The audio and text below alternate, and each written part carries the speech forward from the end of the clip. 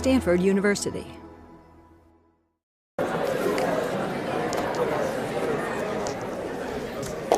Something incredibly cool I just found out about yesterday, which, oh, I wish I had known about like 2 days ago, but still, it's useful.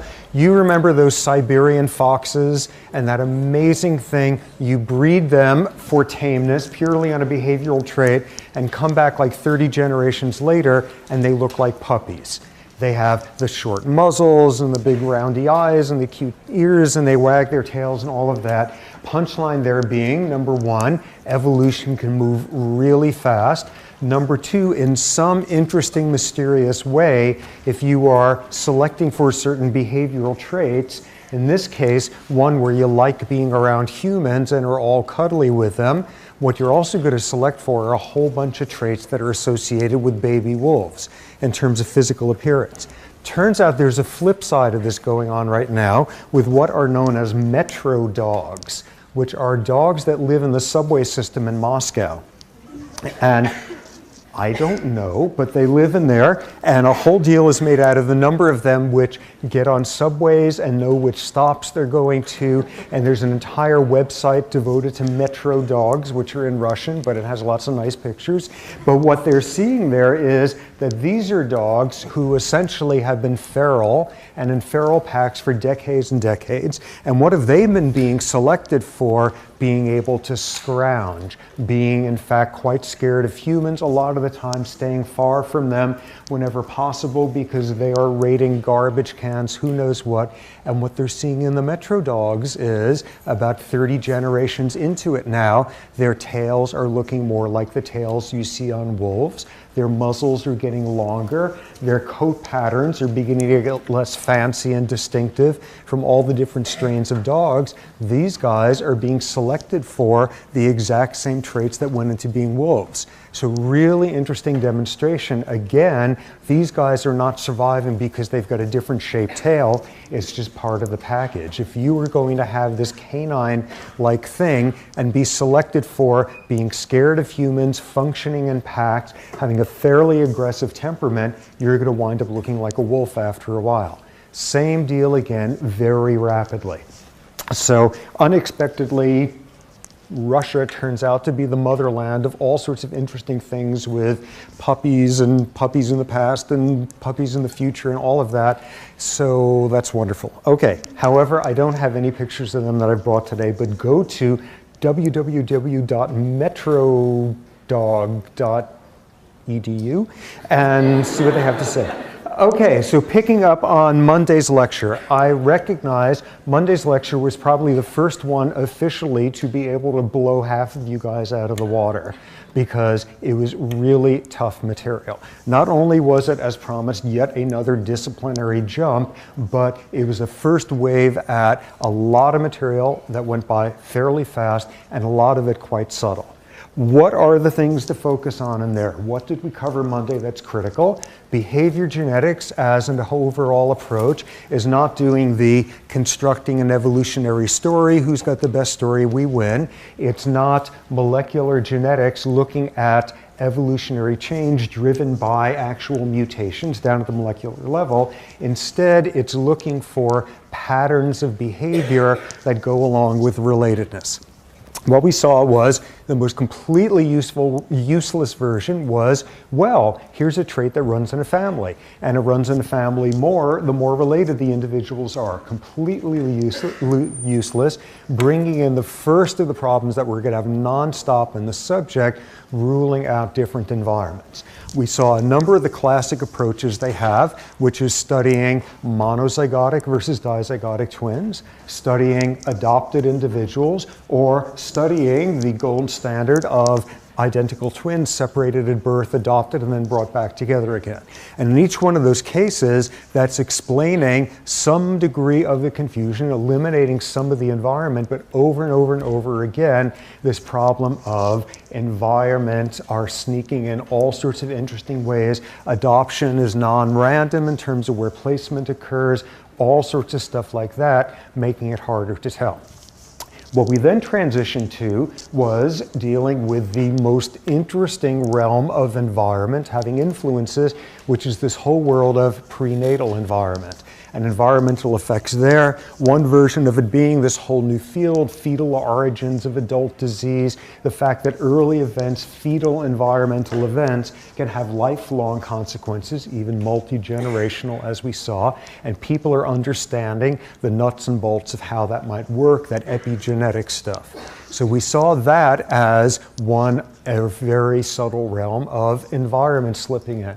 And we also saw examples where environment could be occurring within an hour of birth, and where environment is occurring despite seemingly like similar things like the number of math classes you take, environment being very critical. What we also saw, just to make life a whole lot messier and more complicated, was violating the rule we have all known since infancy, which is you get equal genetic input from each parent. The business about mitochondria coming from your mother. The business about, as we saw, a more subtle version of it, the same equal input of genes perhaps, but the regulatory control is much more coming from the mother by way of the transcription factors, all of that, and the cytosol of the egg, sperm having nothing interesting going on from a cell biology level, the egg having all of this, and where you can even get something as nutty as inheritance of an acquired trait, Lamarckian evolution. Okay, so that was plowing through all of that, and I'm fairly certain that reviewing the last 2 hours and these last 3 minutes has not put anybody back in the water who was blown out of the water, but so go to sections, this is difficult material. And it's going to get worse today. Okay, this is hard material, and make sure you read the extended notes because there's a fighting chance that will be more coherent than the lecture. Okay, so we got to the point last time around of seeing that, okay, prenatal effects, the last thing we focused on was actual nuts and bolts of it, epigenetics, all of that. Now we transition to what became the much more modern, exciting version of behavior genetics, unless you happen to have yourself hundreds of pairs of identical twins separated at birth, which is to go and actually find the gene. Finally beginning to bring together, to marry the classical behavior genetics approaches with molecular biology. And it was starting around the 80s or so that people began to be able to work in actual molecular techniques into this whole field. And it started off in a very primitive way and has gotten much better since then. The version that you can start off with is you know something about the trait, or, as we're really saying here, you know something about that there are differences in the trait among different individuals, and now you go looking for the gene. How do you do that? The first classical way of doing that is that you actually have an observable difference in two individuals, in two populations, in two branches of the same family, a difference in an external manifestation of what's going on with genes, a difference in phenotype, appearance, behavior, some such thing. And what you then do is you use that approach to try to then find genetic differences. You get a whole bunch of examples of folks with one version, a whole bunch of folks with another version, and you start looking for where the differences are. Slightly more constrained version, you don't actually have the phenotype. You are not looking at eye color. You are not looking at how wrinkly somebody's face is. You are not looking at behavioral traits. You're not looking at anything external. The next sort of more focused step is now you're looking at proteins, what some proteins do. Here's some enzyme that turns this into that, and there's two different ways the enzyme could do it, or two different variants on it, and now we got this bunch of people where we take their blood and look, and they've got this variant. These guys have this version of how the protein goes about its business. Can we find the genetic difference? Next step down, next step more frustrating, when you can't see external differences that you're tracking. There's no phenotypic difference that you've got to work with, where you don't know what the protein does, what its function is. Next, lower rent version is to look at the same protein that comes in slightly different sizes.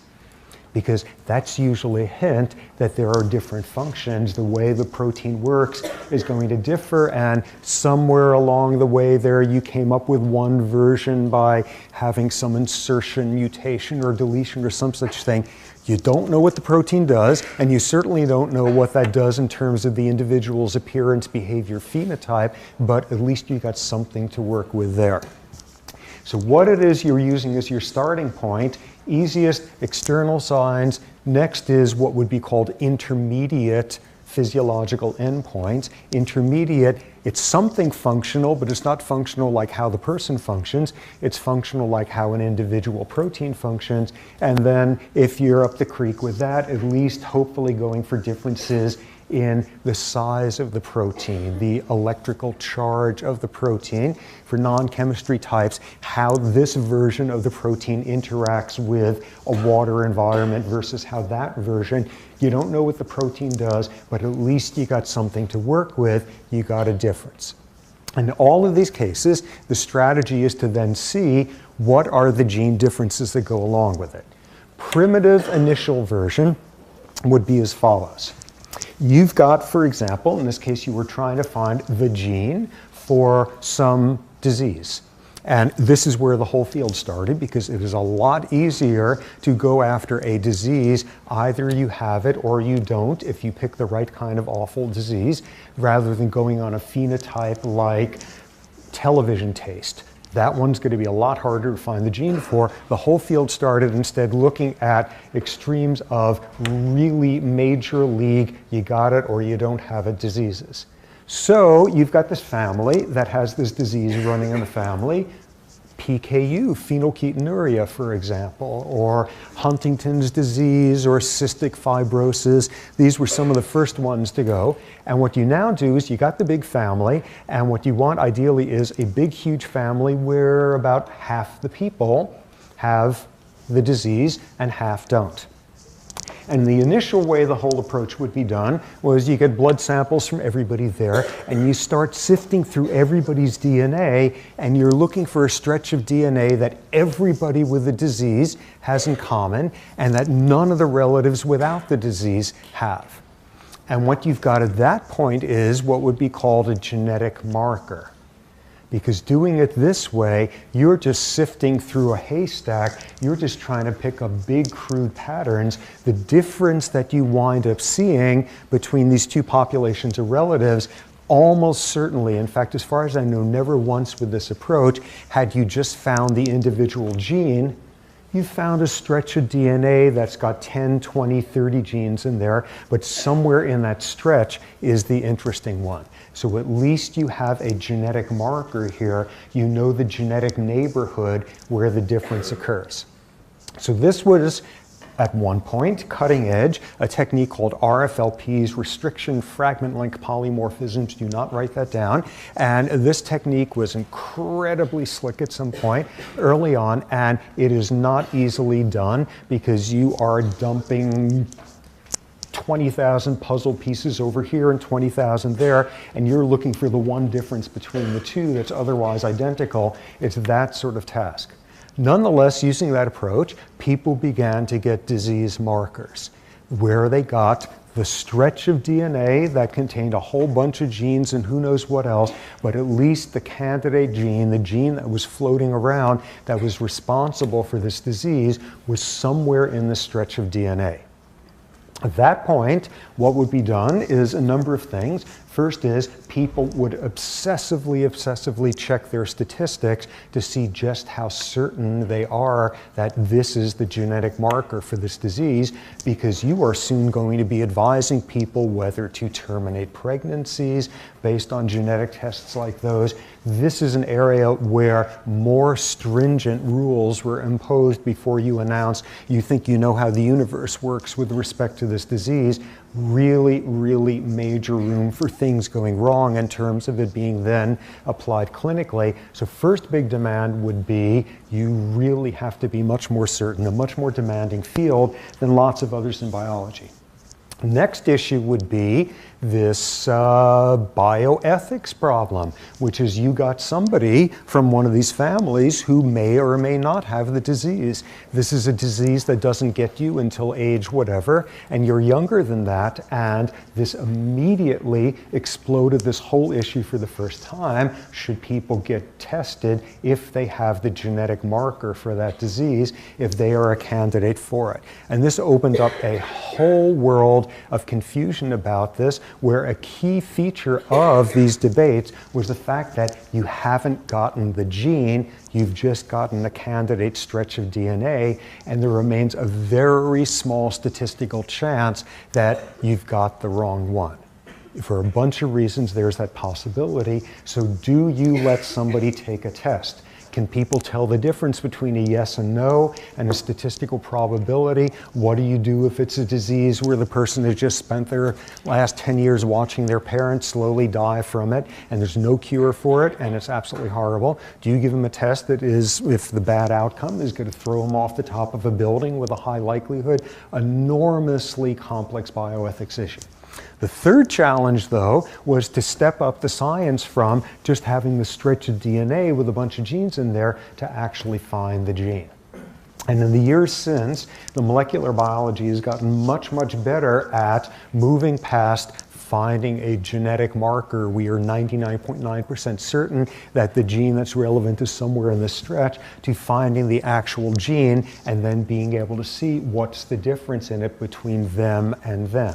What's the difference down to base pairs? Where is the mutation? Where's the difference coming from? That's the world of sequencing genomes now. That's where the field is at.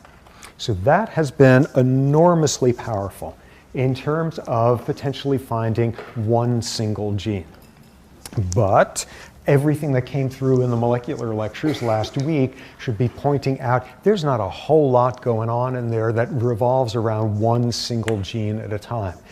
So a whole bunch of really horrible diseases, yeah, one gene, single mutation. But most of what goes wrong, if you want to start understanding the genetics of psychiatric disorders, of diabetes, of late onset dementias, things of that sort, it's not going to be just one gene. So the next huge advance in the field was being able to do searches like these for multiple genes. One thing that has been used is a technique called microarrays, gene microarrays, and they were basically invented here on campus by a guy over in the med school named Pat Brown, who is already very famous for having done this, and I suspect has all sorts of interesting awards coming for him down the line. This spectacular technique, you take what is now called a gene chip, and through techniques that are absolutely boggling and make me feel queasy, what you somehow manage to do is you get all the copies of RNA that could be made in a cell from this individual. If you are completely new to this and you've managed to get in this far without having to think about what RNA is, ignore it. This is just sort of a subtle detail for people who are interested in this. What you do is you get a copy of each type of RNA made in a cell. You force the cell basically to transcribe all of the genes that it has, and then you get this little chip and you basically glue the end of each one of these RNAs to it, and you will have a chip with 20,000 of these little things, and then you use probes which will allow you to see which versions of 20,000 of those genes are different in this individual from that individual. Totally boggling, has forced an entire new world of trying to analyze data, this new field of bioinformatics, because you're not looking at one gene at a time, you're looking at patterns. And that becomes a lot harder. That becomes incredibly important because, again, it's all sorts of the interesting stuff where it's not going to be one gene, it's a dozen, it's 100. So that has been one challenging approach. Another is a technique called QTL's quantitative trait loci. What that basically is built around, that if you have subtle enough of tests, you could figure out this is a complex trait that is modulated by 2 genes, or by 3, or by 17. You could see all of this going in the direction from techniques that would let you know you're kind of in the neighborhood of a gene, to actually identifying a gene that differs between the two populations to the much more useful realistic world of whole bunches of genes, networks going on at a time. So using these approaches, people have made lots of progress. Sort of the most recent version of that, and mentioned the other day, one type of mutation, a macromutation, is this business about variants of major stretches of DNA, copy length variants where a whole stretch of DNA is duplicated twice or 11 different times. Can you identify traits that are occurring because of differences in the number of copies? Yet another version of dealing with this whole hierarchical, multi-level business about gene regulation. Okay, take-home message from this is 20, 30 years ago when all of this started, you can start with a trait, and through increasingly fancier techniques, you could find the neighborhood of where the gene is, that the different versions of the gene correspond to the different versions of the trait, moving from patterns of that to the neighborhood of the gene, to the actual gene, to whole bunches of genes, to macro differences there. That's one approach. The other approach to the field has been starting the other way. You got a gene.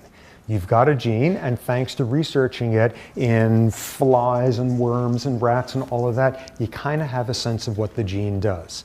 And you have a reasonable guess of what sort of traits might be relevant in a human, and now you run it the other way. You have two different versions of the gene, and you look for differences in behavior, or differences in protein function, or differences in the size of the protein. You start with the genetic knowledge. And for our purposes, where people are mostly looking is at behavioral endpoints. So what do you see with that? Lots of findings in recent years, and my feeling is this is one of the more interesting ways of doing this behavior genetics, starting with basic research with animals. You got some sense of what the gene does. How about it in people, because there's variability? First example, and this has to do with a really interesting hormone that we will hear plenty about down the line, a hormone called vasopressin. And vasopressin in rodents, I think I already discussed, vasopressin in rodents has a receptor, the vasopressin receptor, and what we talked about the other week is, depending on which version of this you have, if you happen to be a vole male, it will determine whether or not you are monogamous or polygamous. That's interesting. What was also interesting was that difference, the two variants were not in the gene itself, but in the promoter. And that winds up meaning that the promoter caused in one strain the gene to be expressed in different parts of the brain than in the other version of it. Okay, so what we saw there was all sorts of hints from the animal world that vasopressin has stuff to do with social affiliation, things of that sort. So what do you now do if you want to apply this knowledge to humans? The first thing you need to ask is, well, do we know where the gene is in humans? And with modern sequencing of the human genome, you've got it. So you know where the gene is for the vasopressin receptor. And the next thing you have to ask is, does it come in two different flavors? Does it come in two different flavors? And do they differ in the same way as the ones that people have studied endlessly in rodents? Yay, yes indeed. The receptor gene is exactly the same in everyone, but there's two different versions of the promoter. The same exact story. So that's great. If you've gotten that far, now you start looking for what the differences are between people who have one variant versus the other. And you got to do your homework. You got to match them for age and gender and number of cavities and all sorts of stuff like that. And when you've got that under control, you go looking for behaviors. What's the limit of this? By definition, you're only looking where the light is shining already. You're only looking where you already have a sense that maybe you should be looking, unless you're totally crazy obsessive and want to try to measure everything possible in people and look for a difference. In most of these studies, you kind of know where to look. That immediately means there's all sorts of areas you're not looking. Nonetheless, with this approach, people have gone looking in humans at these different variants on the vasopressin receptor gene, and you find some really interesting differences. One, was a paper published a couple of years ago in a very prestigious journal, which got picked up in the papers all over the universe, showing if you have the version of the promoter that you find in monogamous male voles, you as a human male are likely to have more stable relationships than if you have the other version of it. Whoa, that's pretty bizarre. That's pretty cool. Next thing, a study that just came out in that same prestigious journal a couple of weeks ago, and this is one we're showing which, depending on which version you have, how good are you reading facial expressions in other people, subtle differences in facial expressions. Then there's a whole other world of approaching it, evidence emerging that in families where autism runs majorly through the families, people are seeing mutations in genes related to vasopressin and the vasopressin receptor. So this is one really cool example of starting with that approach, and this is a gene whose variants have something to do with some pretty meaningful realms of human social connectiveness, variability stuff. Totally interesting. Another example. This is a gene coding for a protein called BDNF, brain-derived neurotrophic factor. Doesn't really matter. The main point of BDNF is it prompts neurons into growing new processes. And it turns out BDNF does something that ultimately is kind of a drag for you. In one part of the brain, the amygdala, which I think I've already mentioned, the amygdala has a lot to do with fear and anxiety and that sort of thing, and we will come back to that, don't panic. But the main thing is BDNF plays a role in causing individual rats, when they are highly stressed, to make the neurons in the amygdala grow new connections, new processes. What are you doing? You are training that rat to be anxious. You are training that rat to be hyper-responsive to scary things. BDNF appears to play this role. So now the next step in the sequence, and you'll begin to see it's the same pattern over and over, people then found, there's a couple of different flavors of BDNF. There are a couple of different genetic variants. There's a couple of different ways in which BDNF pops up in rats or mice or whatever, differing by a base pair here, an amino acid there, where you then do your scut work and show, okay, this BDNF works faster than that version of it. Or it works less, but it lasts longer, or who knows what. You find a functional difference. There's a genetic difference. There's two different versions of it, and it actually makes a difference for how the protein functions. And this has all been studied in animals, and now you understand what it's doing in the amygdala of a rat, depending on which version you have, and then the exact same strategy.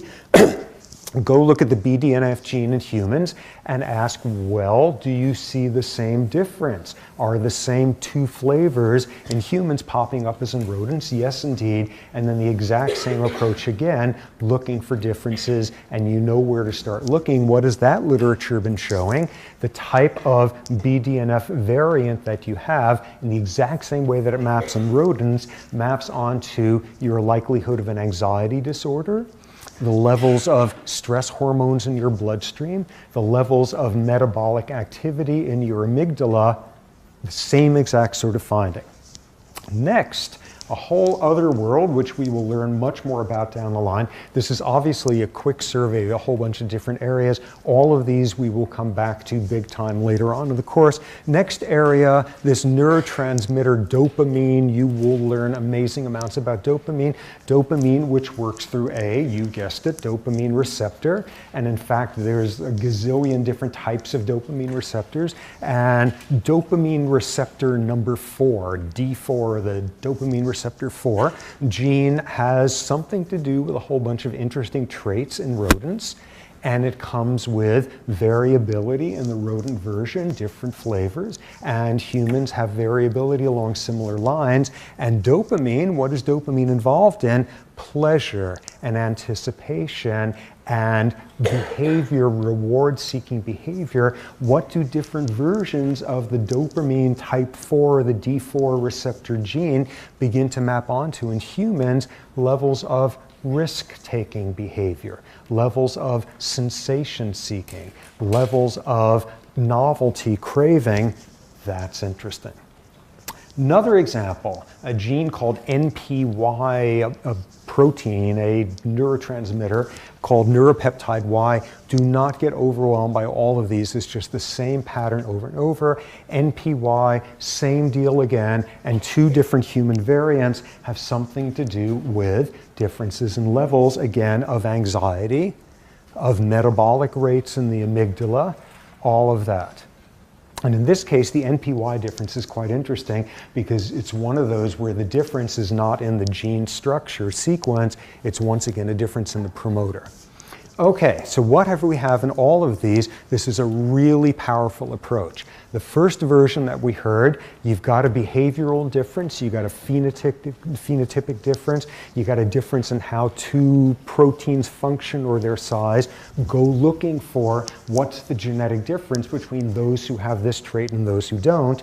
This version, reverse engineering it, you start off with a gene that comes in different flavors, you've got a sense of what it does from animal studies. Do you have the same variation in humans, and does it map onto behavior? So all of these are amazing. All of these, it has to be emphasized in a way that will come back to haunt us also big time. All of these explain tiny percentages of the variability in the data. There's nothing remotely resembling a world in which if you have flavor vanilla of the D4 receptor versus if you have flavor chocolate, if you have flavor vanilla, you are going to be hand gliding when you were in preschool. You're going to be totally sensation seeking. And if you have the other version, you're going to spend your entire life collecting stamps or who knows what. It's not that deterministic. No surprise with this gene stuff, no single gene is going to be particularly deterministic once you get outside the world of phenylketonuria and cystic fibrosis and such. They contribute some explanatory power.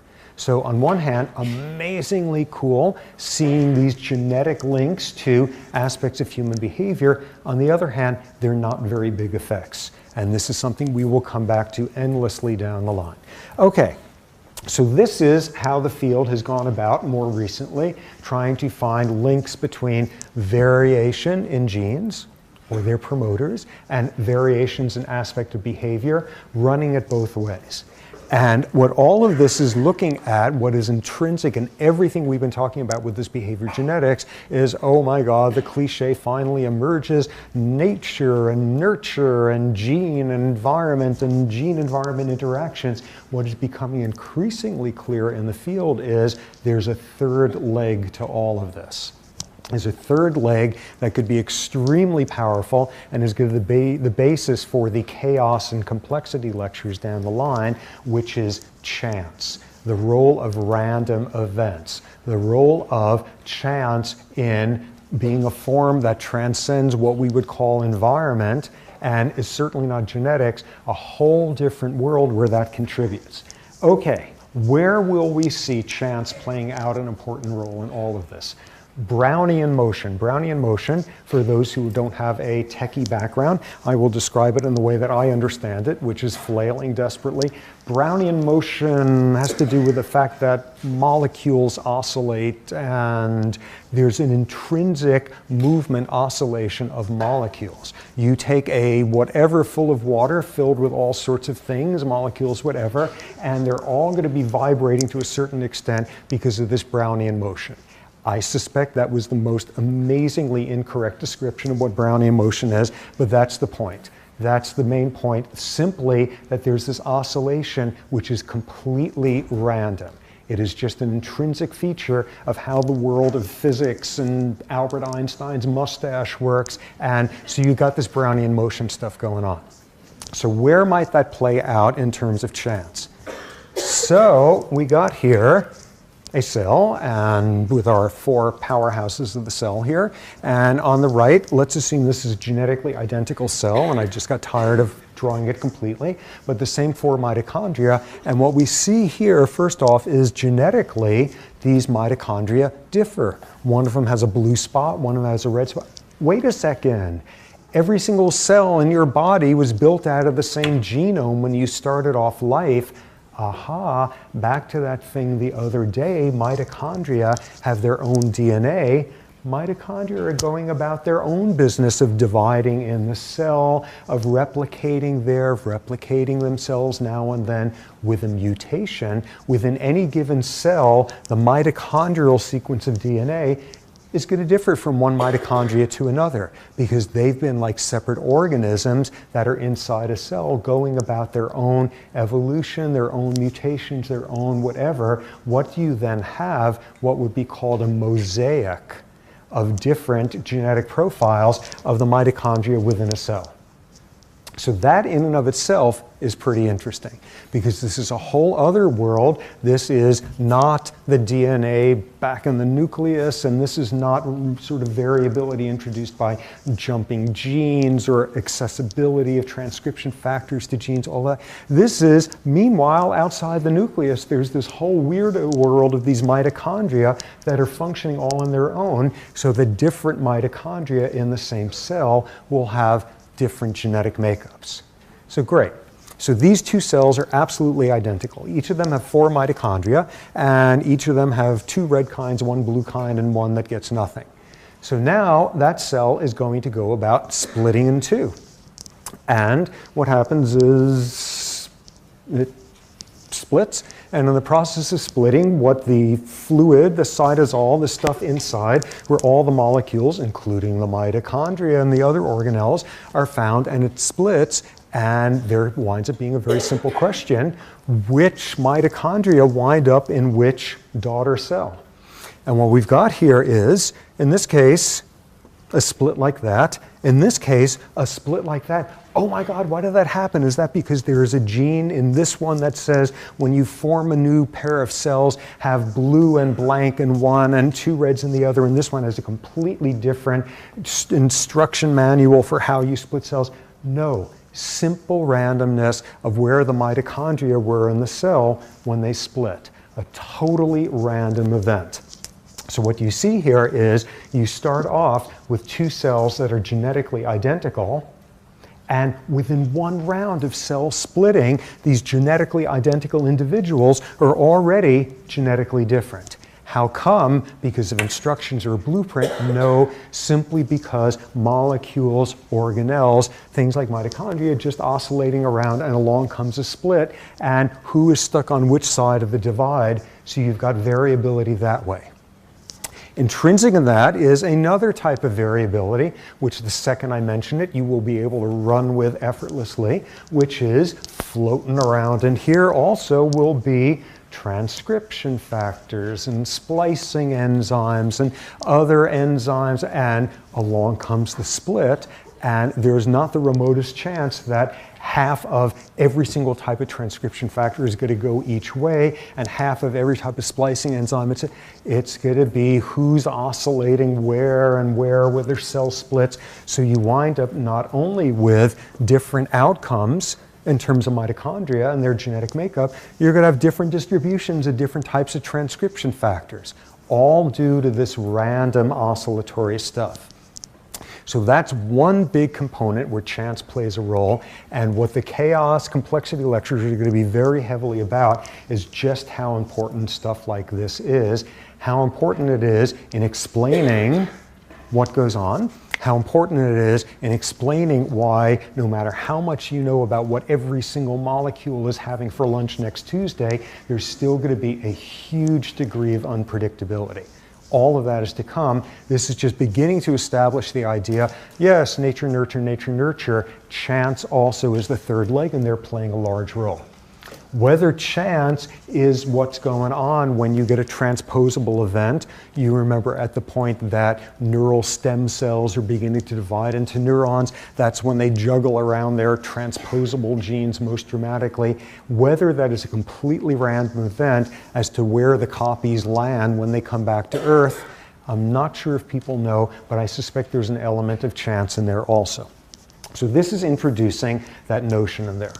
So great, so now you've got all these caveats, which is environment is subtle and coming all over the place, and early experience and epigenetic changes, and all the different ways you could find genes linked to behavior. And don't forget, variability also has something to do with chance. At the end of the day, though, what all of the behavior genetic approach is going to come down to at the end is a single number. We have studied this trait with adoption techniques, with looking for genetic markers, with looking for copy length variants. We have studied this trait and the variability of it, and thanks to us studying for a gazillion years, we can now conclude that 53.5% of the variability in this trait is heritable. You come up with this number at the end. This trait has a 53% heritability. That's the number that winds up coming out. Scientists report that this or that trait has variability, has 80% heritability. This is the number that always comes out at the end. What's the heritability? Ranging somewhere from 0% up to 100%, this is heritability.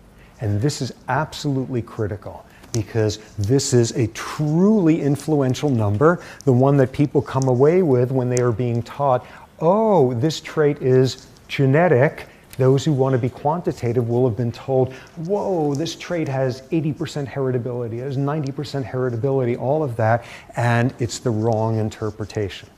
And what we're going to spend a bunch of time on now is looking at what heritability actually means. The heritability number, because it is completely different from the everyday intuition about what it means, and what it's usually telling you is how unimportant genes are in the deterministic way rather than the other way around.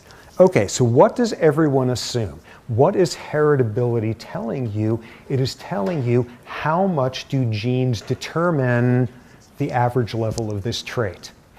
You have one version of a gene, and there's the other flavor, and they produce different average levels of some behavior or something at the end. What heritability is teaching you, if you've got this completely wrong notion, it's teaching you how much do genes have to do with the average level of that behavior, that trait, that whatever.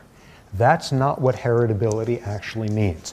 What heritability as a number is telling you is not what genes have to do with the average level of the trait, it's what genes have to do with the degree of variability around that average. Okay, this is a point where things immediately seem panicky and start getting very, very, complicated, all of that. We will see it's not that bad. And it's not that bad in a very critical way. Okay, so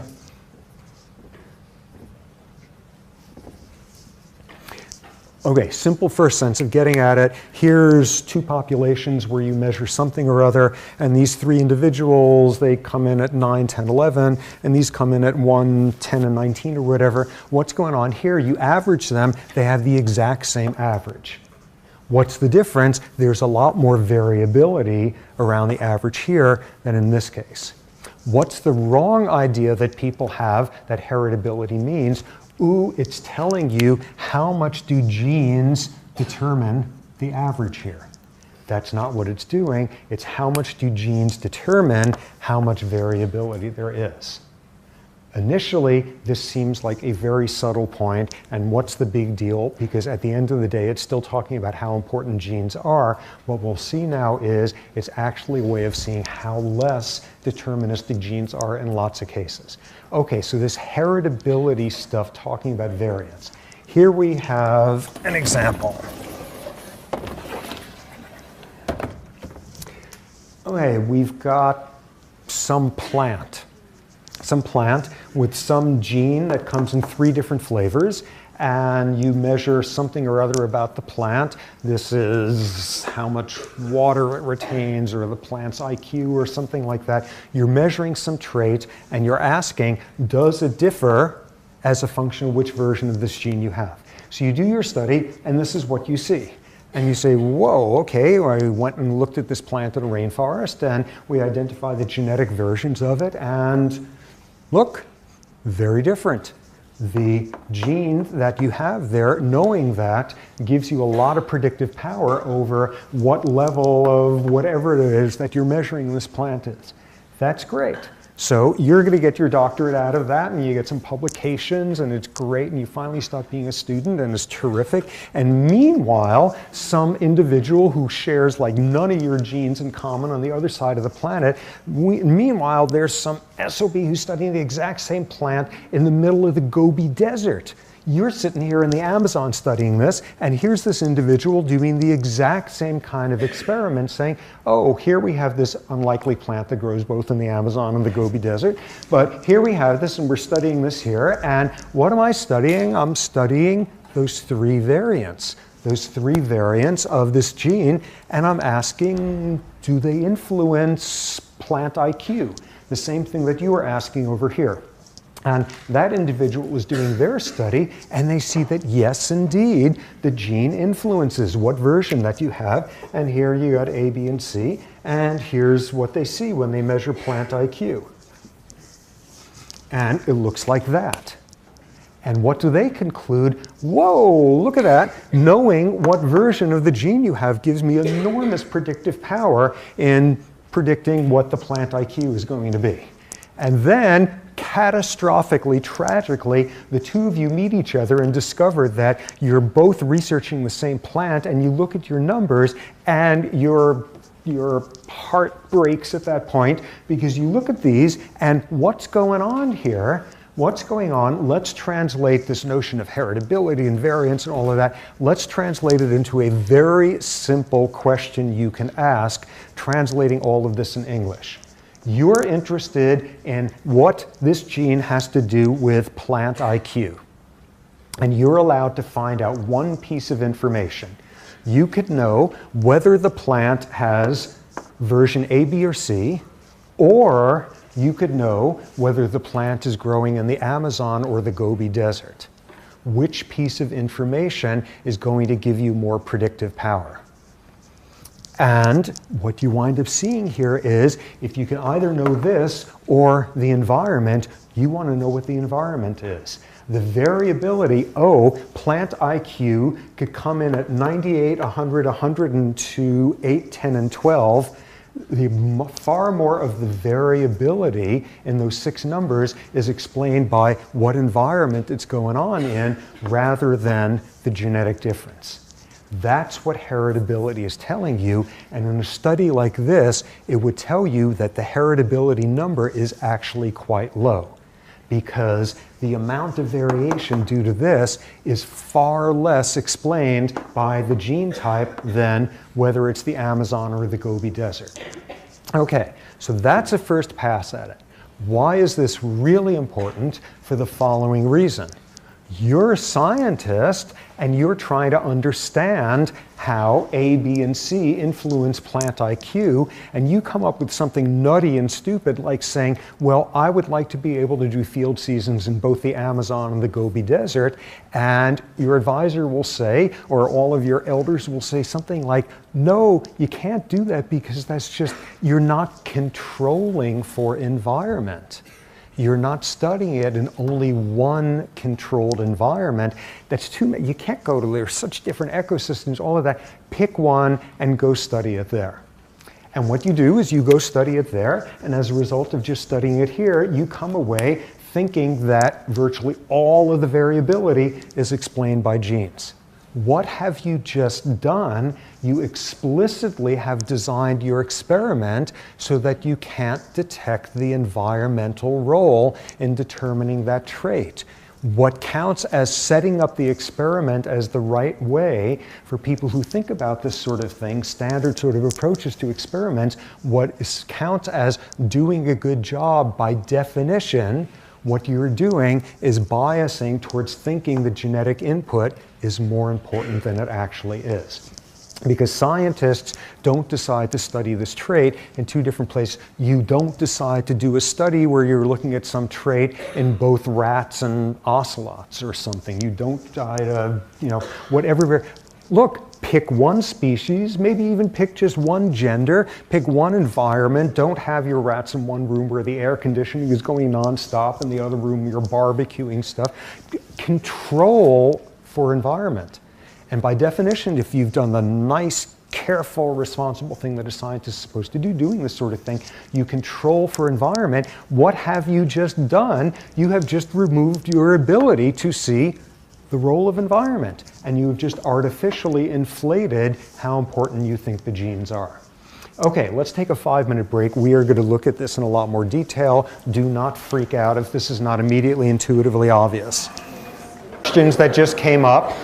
The first one is pointing out one of those where I probably should have actually taught something clear. What are you talking about with proteins being different sizes? How do you figure out proteins are different sizes? And the answer is you make them stand against the wall in their bedroom with a ruler and you mark it there, and then you see if they differ in size. Or if that doesn't work, what you do is you use various biochemical techniques. You basically make something akin to a thick homogeneous soup of something or other, and you put the two different versions of the protein in there, and essentially you sit and wait and see how far they sink down. And the one that's heavier is going to sink down further. Anyone who knows about gels and electrophoresis, that's insanely simplified, but that's basically the notion of it. Put them where they move through something as a function of their weight, gravity, and you could then pick up size differences. The other good question that was asked is, what did you just say in the last 10 minutes? This is very difficult. This is an extremely subtle point, and I'm going to hammer it in over and over again here in sections, all of that. Why is it so important? Because number one, this is a number heritability that the general lay public comes away with interpreting completely wrongly. And number two, the vast majority of scientists, when they're working in this field of behavior genetics, design their experiments so that by definition, they are eliminating all sorts of realms of environmental influences. Okay, so going back to this here. So here we see once again this simple question. Use this one over and over, translating all this theory and variation and stuff, always translate it into the same question. I can find out what version of this gene, or I can find out which environment this is happening. Which one do I want to know if I want to be in a better position to guess what's going on? And when it looks like this, you don't want to know the genes, you want to know the environment, because it's far more powerful. And if you only studied this in this setting, you would come away saying, oh, this variability is entirely explained by which version of the gene. Oh, this trait, plant IQ, has 100% heritability. And what you see there is when you combine it together with numbers like these, it's 15% heritability. So that's totally critical to hammer in. Okay, so what are some of the responses at that point by people who will say that's ridiculous if you're saying what heritability mostly should be teaching us is how unpowerful genes are? What would be one of the initial responses? Great, how many plants out there are growing in both the Amazon and the Gobi Desert, and it's so hard to study IQ in plants? This is a totally artificial dichotomy between the extremes of environment. You're like inflating things now, you're cheating in the other direction to get the most dramatic artificial circumstances to inflate your sense of how important environment is. This is totally artificially dichotomized. So think about humans and think about one single fact, which is we inhabit more different environments than any other species on Earth. We live in the Amazon, and we live in the Gobi Desert, and we live in Peoria, and we live in all these things, and we have more exposure to different sorts of environments. So immediately that argument goes down the drain. Okay, so now instead somebody argues something different, saying, okay, yeah, sometimes plants have IQ in the Amazon and in the Gobi Desert. And I get your point, your stupid point here that, ooh, environment can make. No one's going to argue that the difference between the Amazon and the Gobi Desert isn't important. Oh yeah, okay, well humans, they live in both, all of that, it's not an artificial difference. But you notice something? Isn't it interesting that in these two different environments, C plants always have the highest IQ and A plants always have the lowest?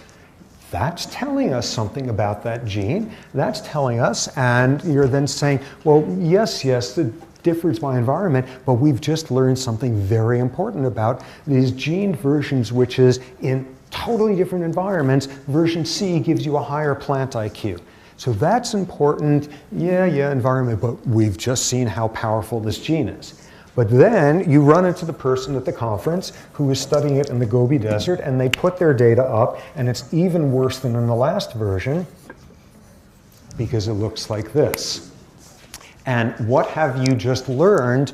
You can't say a thing about this gene.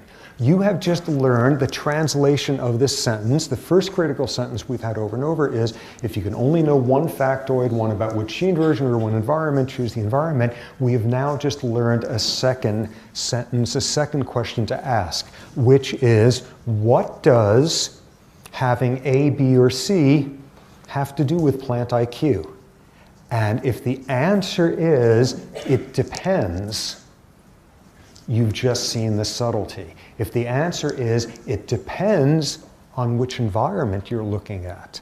If you're looking in the Amazon, C gets you the best plant IQ. If you're looking in the Gobi Desert, C gets you the worst plant IQ. What have you just shown? What is technically the definition of a gene-environment interaction? And we've just seen going from, well, yeah, they're very different, but C is always the best, isn't that interesting, to a completely different profile. What does A, B, or C have to do with plant IQ? It depends on the environment. That's how you have just defined, that's your diagnosis for a gene-environment interaction. And what ultimately one has to argue is that it is impossible to ever say what a gene does. You can only say what a gene does in the environments which to date it has been studied in. Okay, let's see that expanding even more, because you've got this. Okay, let's jump ahead. Okay, so this is showing you now just how totally nutty and counterintuitive heritability terms actually are. You ask a question, what's the heritability of number of fingers on your hand? Well, you know, genes have to do with the fact that we got 5 fingers instead of flippers or some such thing. Genes have huge amounts to do with it. You're not asking about the average number of fingers, you're asking about the variability. Remember that again. So what are the circumstances out there which will give somebody 6 fingers instead of 5? That's incredibly rare. What about 4 fingers instead of 5? Oh, industrial accidents. 3 fingers instead of 5, lots of industrial accidents, 2 change jobs or whatever. What are we seeing here in terms of how much do genes have to do with having fewer than 5 fingers? It's all industrial accidents. Genes have nothing to do with it. There's no doubt some weirdo disease out there, but for our purposes, this is how it works. What have we just discovered? Number of fingers, that trait has a 0% heritability. That's totally bizarre. That's completely counterintuitive. Genes have everything to do with why the average human has 5 fingers, but they have nothing to do with the variability. In that case, it's entirely environmental. The number of fingers you have has 0% heritability. Now let's look at another example. It's 1950 in Eisenhower, America. Actually, it wasn't until 1952, but it's a very different world than now. And one of the things that you would never, ever, ever, never, never, ever see in the United States would be some guy wearing an earring. Unless in a very cloistered part of the country, he was a sensitive guy. But for most of America, this is not what men do. They don't wear earrings. And likewise, in most of America, if you were a good red-blooded American woman, you would not go outside without your earrings on. So now you got to say, okay, well, what causes variability in ear ring wearing behavior? And it's entirely explained by whether you are female or male, which is a genetic trait. What we've just seen is whether or not you wear earrings in 1952 has 100% heritability. Totally counterintuitive. Think through this again and again and again, because this makes sense. When heritability is a number about this rather than this, you get a world where 0% heritability for your number of fingers and 100% heritability for whether you were wearing earrings at that time. Because, once again, asking, okay, I've got a choice in the matter. I can either know the entire genome of this individual, or I can know whether they are in a frat where they close their eyes and work with a wood saw every now and then. Which fact do I want to know? That's the one that will tell me what about the environment going on with them. Or now you have a choice. I can either know the entire genome of this person, or I could know that what sort of environment they're living in 1952. What do you want to know there is male or female. If I know that, I can completely predict this behavior of earring wearing. So this totally counterintuitive thing here where heritability is telling just the opposite of what people intuitively think. And as soon as you deal with that and recognize the way scientists do experiments is to try to do things as cleanly as possible, study it only in one place, in only one setting, in only one circumstance, you've just artificially guaranteed that you're going to come away more impressed with the genes than they actually deserve to be. So how would this look? Beginning now in more detail. So what we've got here are a number of different ways in which you can see when are genes important, when are environment important, that sort of thing. Okay, so we have here two different traits. No, we have one trait, two different flavors of the gene, and flavors A and B, and three different environments. So here you have the Amazon, the Gobi Desert, and a roller coaster. And you're measuring plant IQ, and there's two different versions of the gene there. And you're asking, well, what do environment have to do with it? Your data look like this. What does it tell you? Environment makes no difference at all. It doesn't matter if you're in the desert, the rainforest, whatever. Which version of the gene you have entirely explains the variability. So this is what a heritability of like 100% would look like. Now you do the study, and instead you get data like these. You'll note just one of the most important things about being a card-carrying scientist, which is data are plural, which talk about counterintuitive. Earrings are genetic and data are plural. So now you get these data, and you see as follows. In this environment, no difference depending on what type of gene you have. In this environment, no difference, no difference. In each environment, very different averages.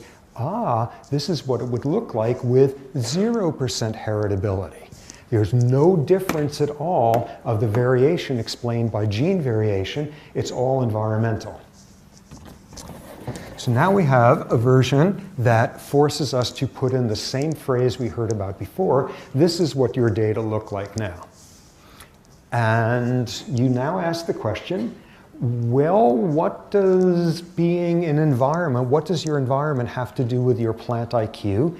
And the answer is, it depends on which version of the gene you have.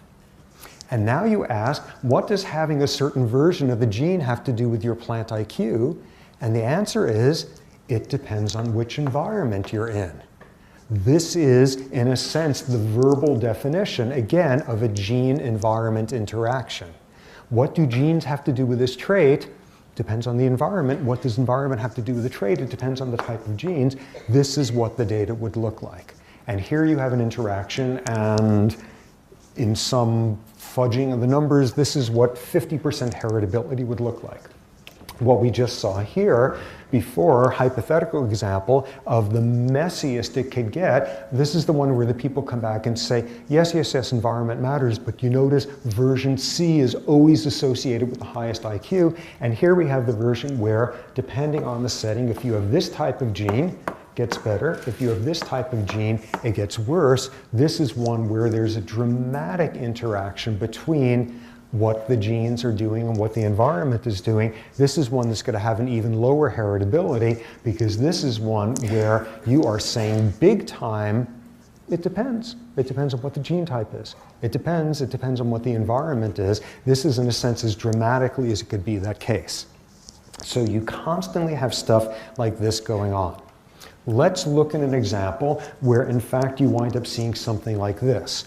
Back to our iconic mutation disease from the other day there, PKU, phenylketonuria.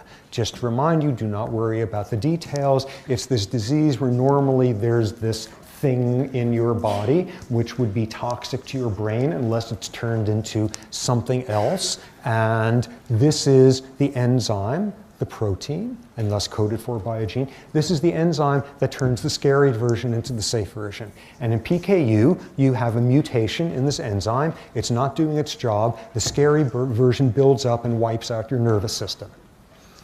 That looks bad. And what we've got now is a trait where you're going to say, well, let's see. I'm very interested in knowing, being able to predict whether or not this person has a fairly normal looking brain or whether it looks like Swiss cheese. Do I want to know whether or not they're growing up in Idaho versus Montana, or do I want to know whether or not they've got a mutation in this enzyme? Obviously, you want to know if there's a mutation in the enzyme. Seemingly, heritability is 100%. But now you do something which people have been doing for people with PKU for a couple of decades now, which is you put little labels on bottles of food and stuff saying if this food contains the scary bad news thing.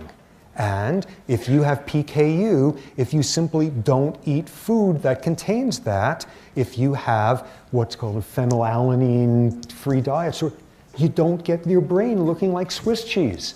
What have you got there? You've just put in an environmental influence that has reduced heritability down to 0. This is a case where we've got something like this looking. And here we're measuring is like the Swiss cheese index or whatever of the brain. And what we've got here is this is an environment where people know how much of this stuff there is in different types of food and don't eat it. A simple environment, not so simple, but an environmental intervention, a behavioral change in the environment, and you've just reduced heritability from 100% to 0%. So that is a dramatic version. Now, let's look at a version of a real-life example of this. And this would be with, I think I've already put this one up.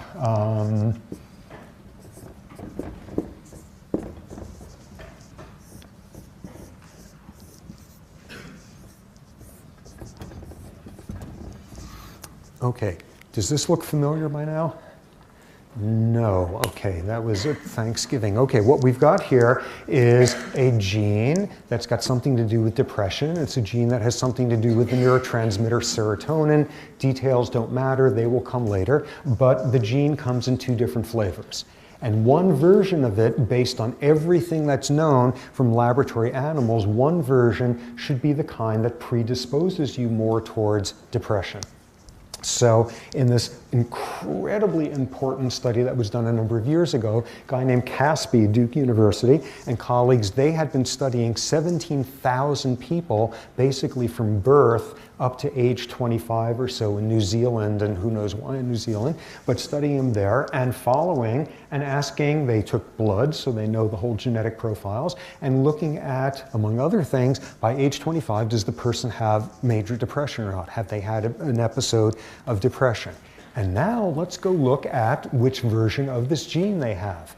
And what would everything predict from all the animal studies, which is you have the bad version of the gene and you're, as a human, going to have a higher chance of having a depression. That's not what the data looked like. Instead, it was one of those, it depends. It depends on the environment. What you saw was it all depended on how many major childhood stressors there were. Loss of a parent, divorce, abuse, some such thing. In the absence of any of those, this was the rate of depression in the people having the good version. and throw in one childhood trauma to them, 3 of them, and the incidence is going up slightly.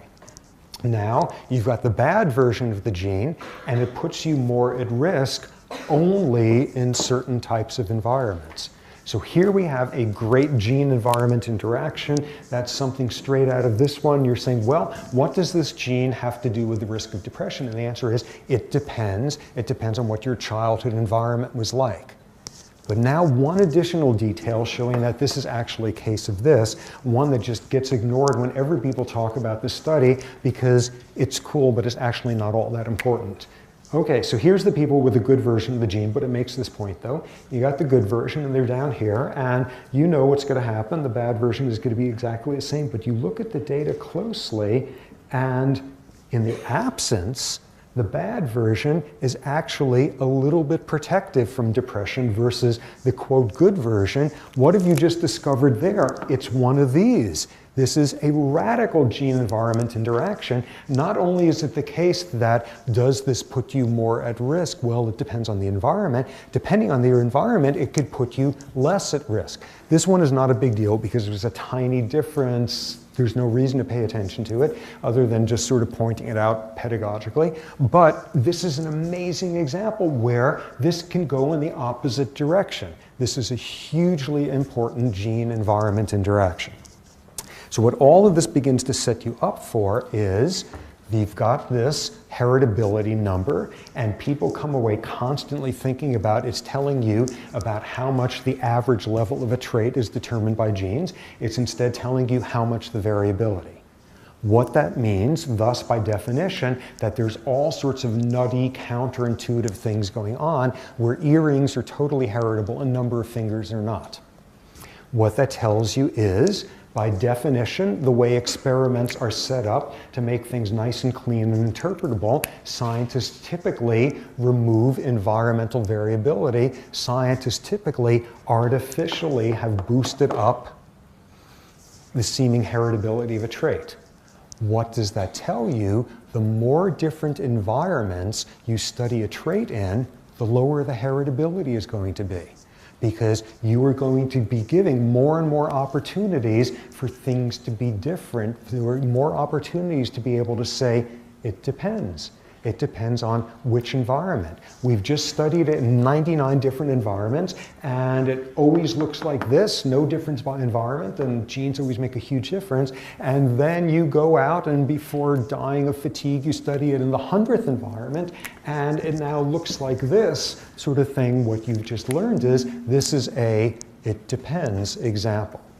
The more environments you study something in, the lower heritability is going to be. Translating that into English, the more environments you study a genetically influenced trait, the less interesting and important the genes are going to be.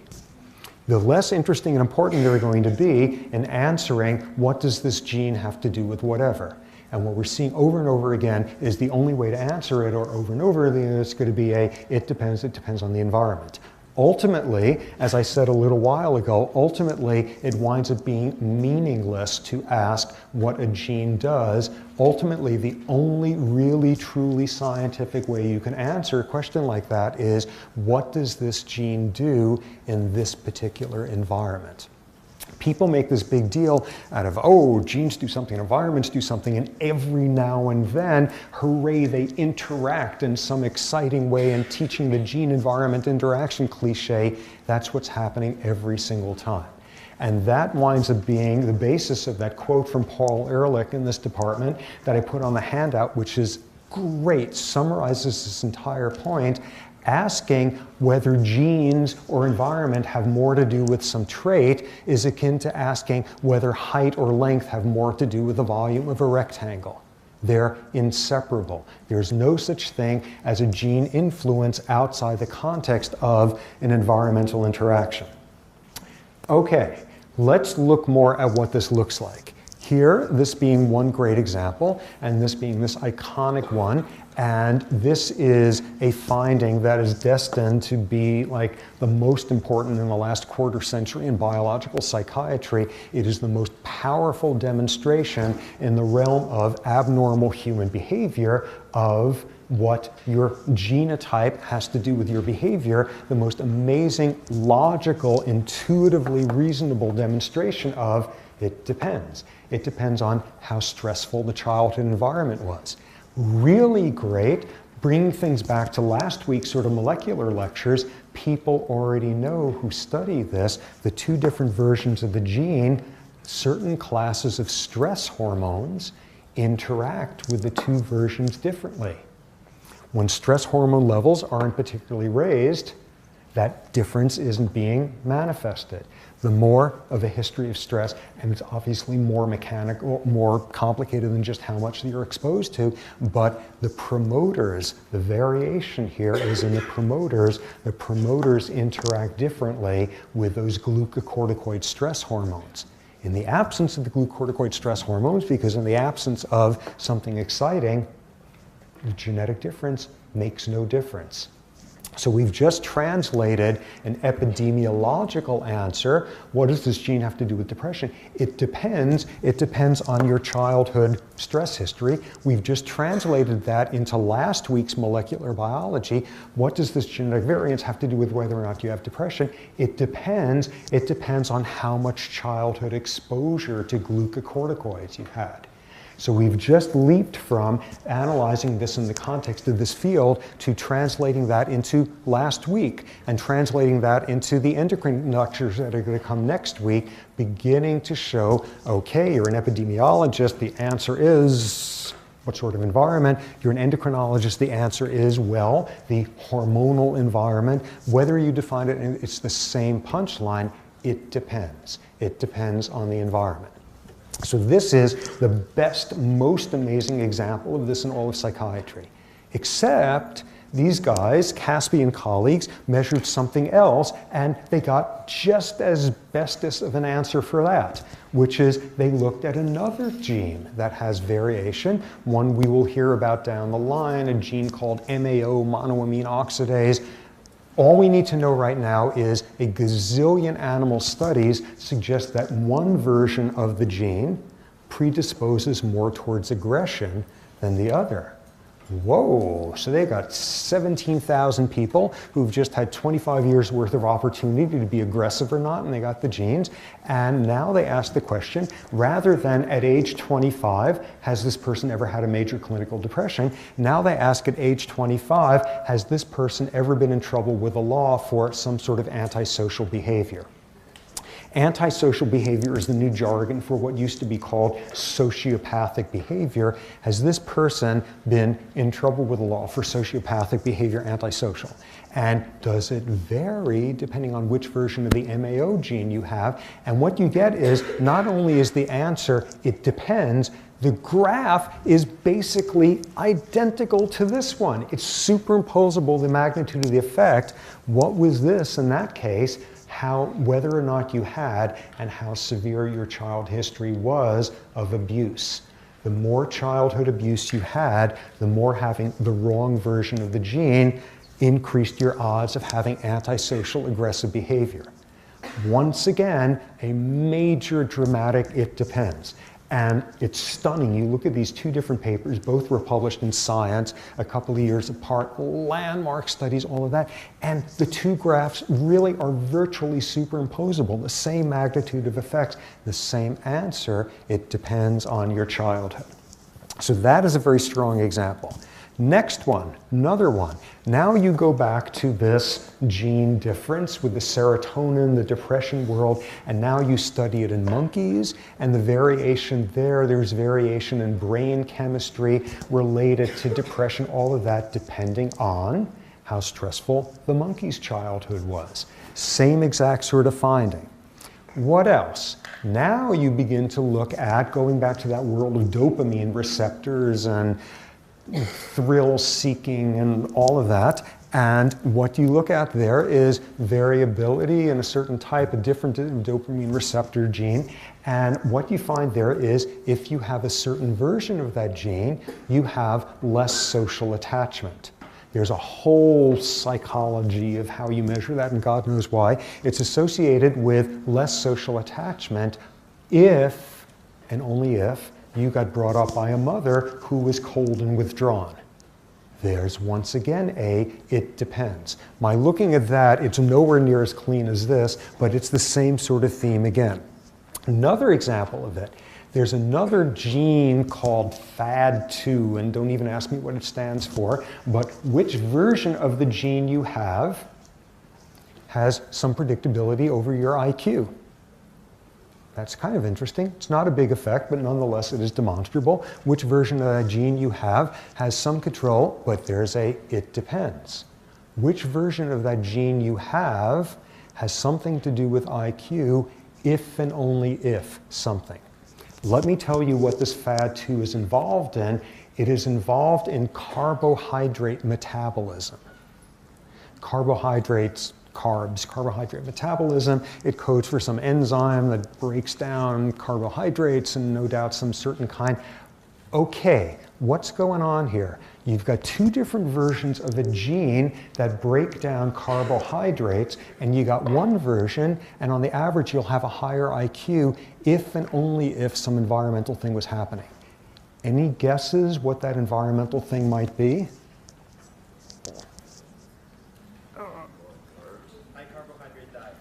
High carbohydrate diet, okay, that makes tons of sense. Yes, indeed, that winds up being relevant.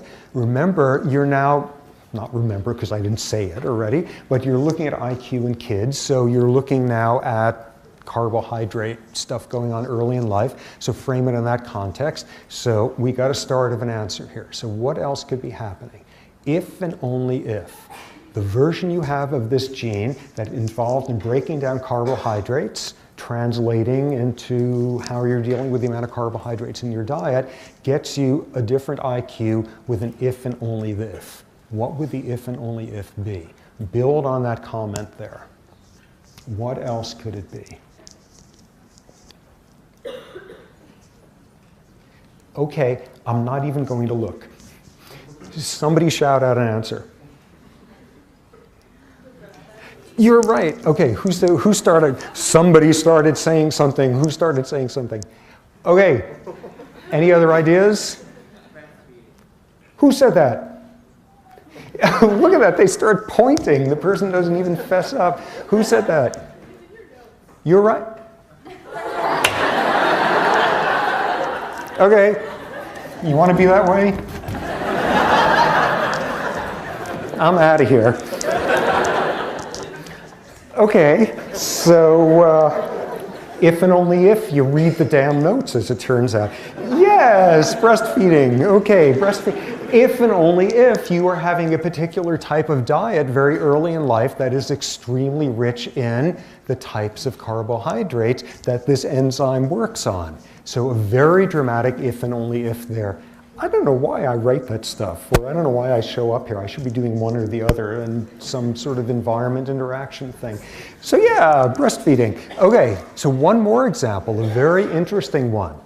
And this is one that has at some point or other, I bet, been pertinent to every single person in this room, which is there's another genetic difference that has something to do with a certain cognitive aptitude. And this one, everybody knows about. And this one is as follows. If you have, there's two different versions of this sort of genetic picture, and they're associated with different levels of aptitude in this particular cognitive realm. This is not a world anymore of one single gene at a time, FAD2, any of these. This instead is talking about a whole bunch of genes if you have a Y chromosome or not, if you are male or female, a genetic trait. And what is the thing that has been demonstrated most consistently in the literature forever and ever and ever in terms of a gender difference in a cognitive skill in math performance?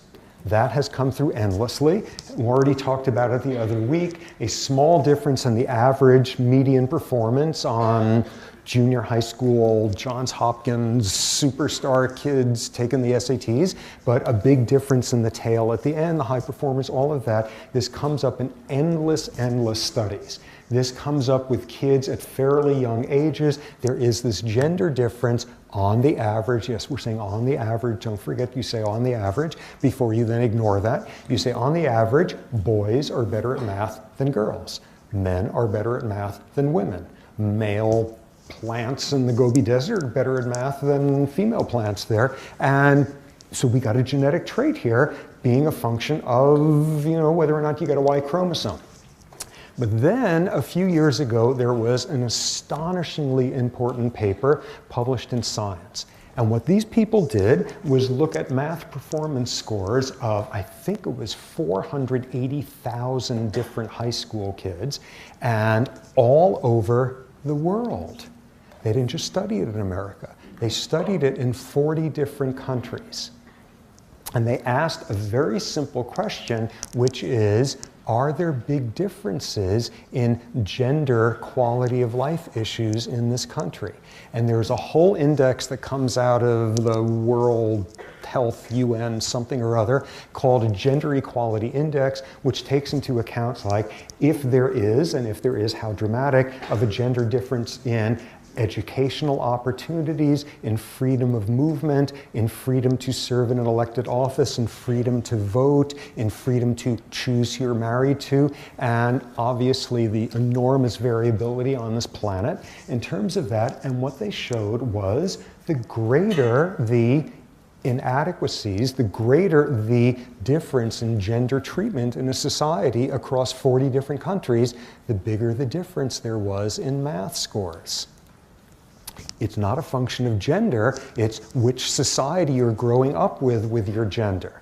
What was at the most extreme? Let me make sure I get the countries right here. Who had the worst profiles of the 40 countries in terms of the biggest gender differences in these quality of life measures? Turkey, Tunisia, and South Korea. Where was the United States? Sitting somewhere around the middle with most Western European countries. And which were the countries on Earth which as a bloc had the lowest degree of different treatment of people in their society based on gender?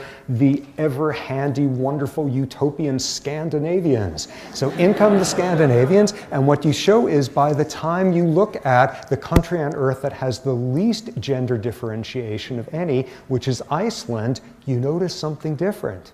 There still is a gender difference. In Iceland, girls are better at math than boys. Slightly, a small difference going on there, but nonetheless, as you go from the countries in which from day one, girls transitioning into women are given the most constraints of freedom of life, that's where you're going to see the biggest math difference in scores.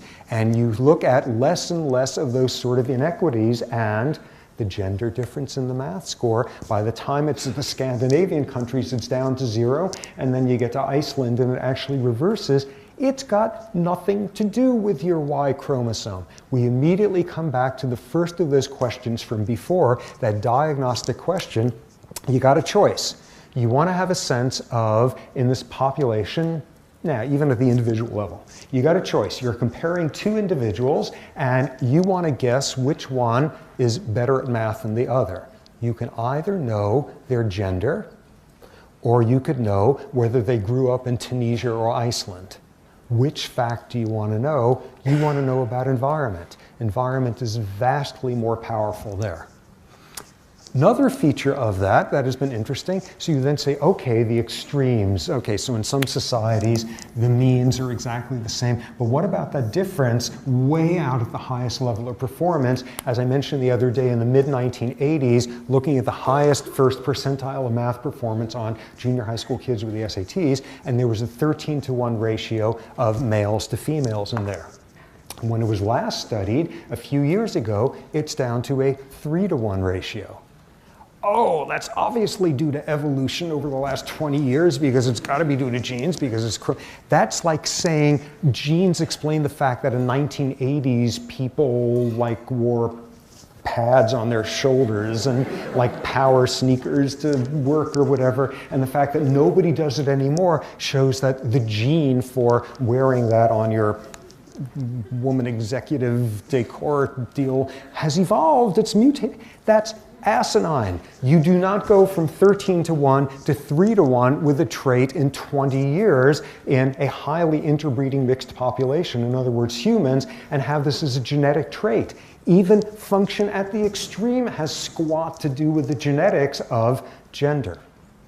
It's, I want to know what society the person got raised in. I could care less what their chromosome is. If I want to know how good they're likely to be at math compared to the other person, tell me where they grew up. That's the most important thing to know.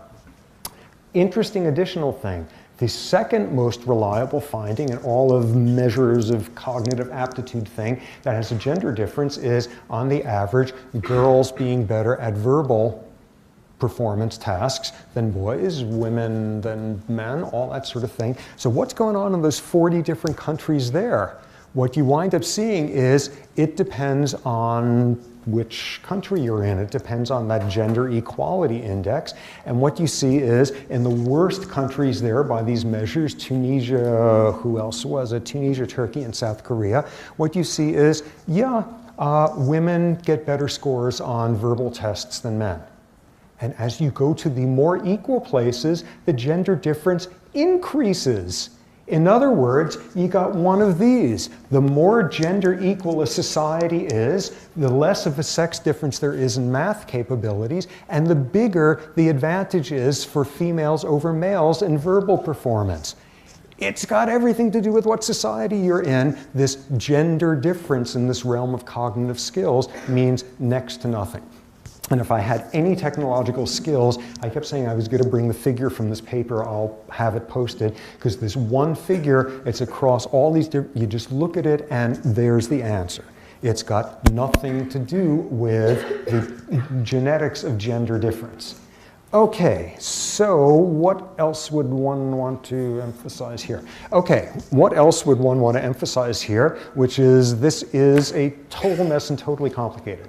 Okay, what have we gotten to so far in this field of behavior genetics? There's all these different ancient ways of inferring something, twins, adoption. There's the much more modern ways, finding the actual genes. That's wonderful, that's exciting. Nonetheless, over and over and over, environment gets understudied. Environment is far more subtle than you think. Environment starts earlier in life than you think. And when you do it in a very formal, quantitative way, analyzing what genetic influences are about, you discover that scientists study things under circumstances where you constantly underestimate the importance of environment, blah, blah, et cetera, et cetera. But at the end of the day, don't genes have something to do with something or other going on with this? And obviously, they have some very important roles. You have genes that completely determine aspects of behavior, single genes that completely determine your intelligence if you're a housefly.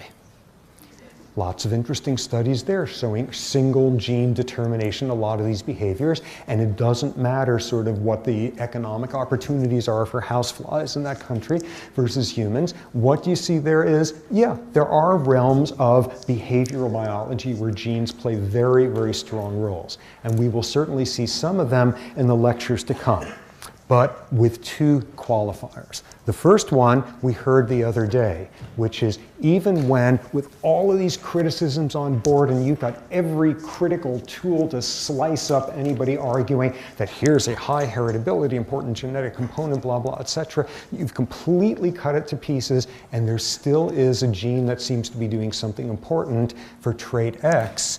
What we heard about the other day is nonetheless think about if there is an indirect genetic route for getting there.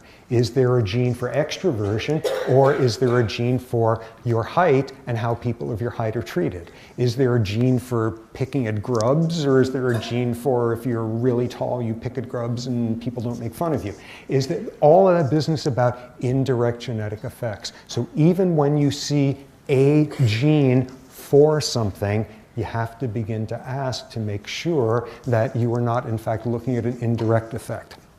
final qualifier, when you look at the really interesting genes in terms of what they do, when you look at some of the ones that have the most to do, say, with what differentiates our genome from the chimp genome, when you look at things like juggling your DNA just when you're making new neurons, what you see over and over is what human genes are about most dramatically is coding for ways in which you have freedom from the effects of genetics.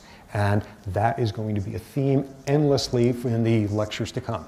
Okay. For more, please visit us at stanford.edu.